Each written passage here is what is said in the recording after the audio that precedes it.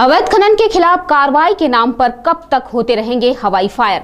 पिछले दिनों हुए कार्रवाइयों पर भी उठ रहे सवाल। अवैध खनन के खिलाफ जिम्मेदार महकमों द्वारा की जाने वाली कार्रवाइयां अक्सर उस वक्त थोथी कवायद यानी हवाई फायर साबित हो जाती है जब कार्रवाई से पहले ही खनन माफियाओं को इसकी खबर हो जाती है या जानबूझकर खबर करवा दी जाती है और खनन माफियाओं के बाखबर होने से मौके पर कार्रवाई के दौरान अवैध खनन बंद होकर मरघट या सन्नाटा पसर जाता है। नतीजा ये निकलता है कि दबिश देने वाले खुशी खुशी बेरंग लौट आते हैं। ऊपरमाल क्षेत्र में ऐसे वाकया एक दो बार ही नहीं बल्कि सैकड़ों बार सामने आ चुके हैं जब अवैध खनन के खिलाफ नारा कुश्ती वाली कार्रवाइयां टाई टाई फिस होती देखी गई।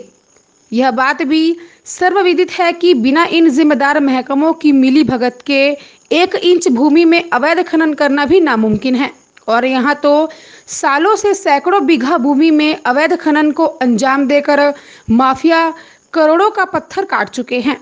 खनन माफियाओं के पास कोई जादू की छड़ी तो नहीं है जो हफ्ते 10 दिन में ही करोड़ों का अवैध खनन कर सके। जाहिर सी बात है कि इतने बड़े पैमाने पर अवैध खनन करने में कई महीने और साल लगे होंगे। इस बीच इन जिम्मेदार महकमों के कारिंदों का भी अपने क्षेत्रों में निश्चित रूप से जाना हुआ होगा।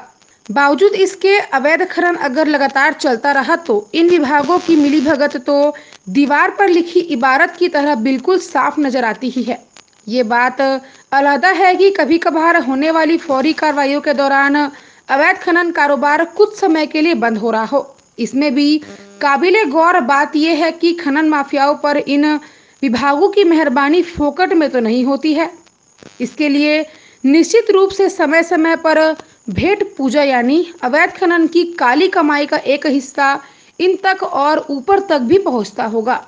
जब अवैध खनन की काली कमाई में विभागीय हाकिम और कारिंदे भी शरीक है तो खनन माफियाओं के खिलाफ बनने वाले लाखों करोड़ों रुपयों के पंचनामों की वसूली के साथ इन जिम्मेदार महकमों के हाकिमों और कारिंदों से भी इनके हिस्से की राशि का हिसाब लगाकर वसूली क्यों नहीं की जानी चाहिए।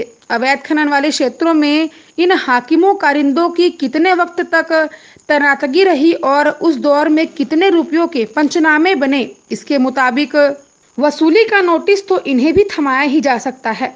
क्योंकि जब लूट के माल की बरामदगी होती है तो सिकंजा खरीदार से लेकर बेचने वाले और बिचौलिए तक सब पर कसा जाता है।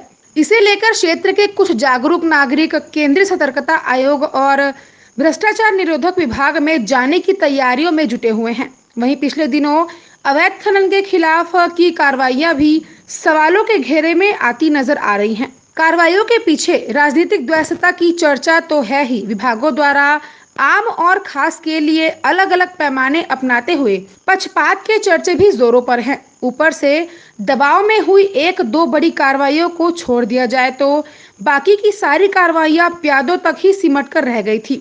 अवैध खनन के बादशाहों की गिरबान तक न तो उस वक्त इन विभागों के हाथ पहुंच पाए थे और न आज पहुंच पा रहे हैं। यही वजह है कि क्षेत्र में आज भी ऊंची पहुंच रखने वाले धड़ल्ले से अवैध खनन कर तिजोरियां भरने में मशगूल है। वहीं अवैध खनन को रोकने का जिम्मा उठाने वाले जिम्मेदार हमेशा की तरह धृतराष्ट्र की भूमिका निभाते नजर आ रहे हैं। जनता टाइम्स न्यूज के लिए बिजौलिया से जगदीश सोनी की स्पेशल रिपोर्ट।